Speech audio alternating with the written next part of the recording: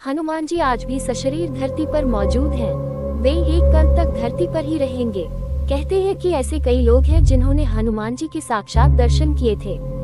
द्वापर में भीम और अर्जुन के बाद कलयुग में निम्नलिखित 10 लोगों ने हनुमान जी के दर्शन किए थे।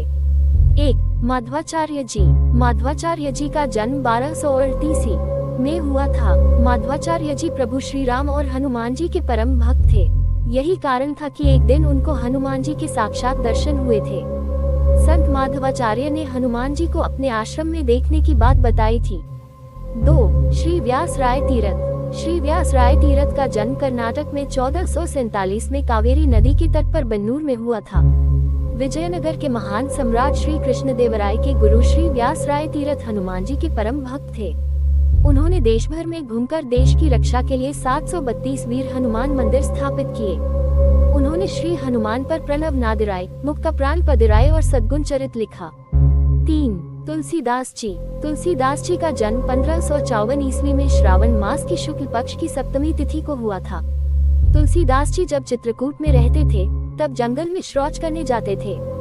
वहीं एक दिन उन्हें एक प्रेत नजर आया। उस प्रेत ने ही बताया था कि हनुमान जी के दर्शन करना है तो वे कुष्ठी रूप में प्रतिदिन हरिकथा सुनने आते हैं। तुलसीदास जी ने वहीं पर हनुमान जी को पहचान लिया और उनके पैर पकड़ लिए। अंत में हारकर कुष्ठी रूप में रामकथा सुन रहे हनुमान जी ने तुलसीदास जी को भगवान के दर्शन करवाने का वचन दे दिया।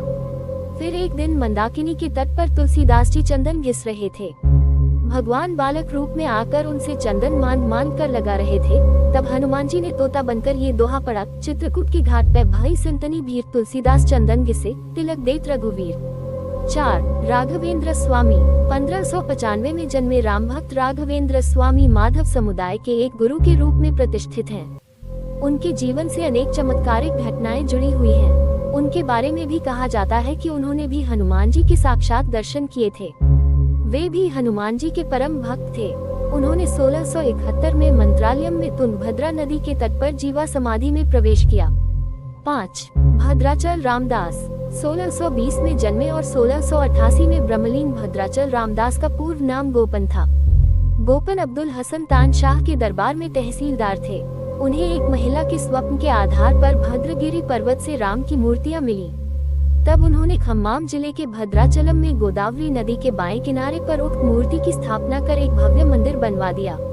बाद में जब बादशाह अब्दुल हसन तानशाह को ये पता चला कि गोपन ने शाही खजाने से धन का उपयोग किया है तो उन्होंने उसे पकड़वाकर गोलकोंडा की एक अंधेरी जेल में डाल दिया। एकांत में भी भगवान राम और हनुमान के प्रति गोपन की भक्ति निर्विवाद थी। ऐसा माना जाता है कि उनकी प्रार्थनाओं का जवाब जल्द ही मिल गया जब भगवान राम ने तानशाह के सपने में दर्शन दिए और शाही खजाने से लिए गए धन को चुका दिया। राजा को बहुत बुरा लगा और उसने गोपन को जेल से रिहा कर फिर से तहसीलदार के रूप में उनकी नियुक्ति बहाल कर दी।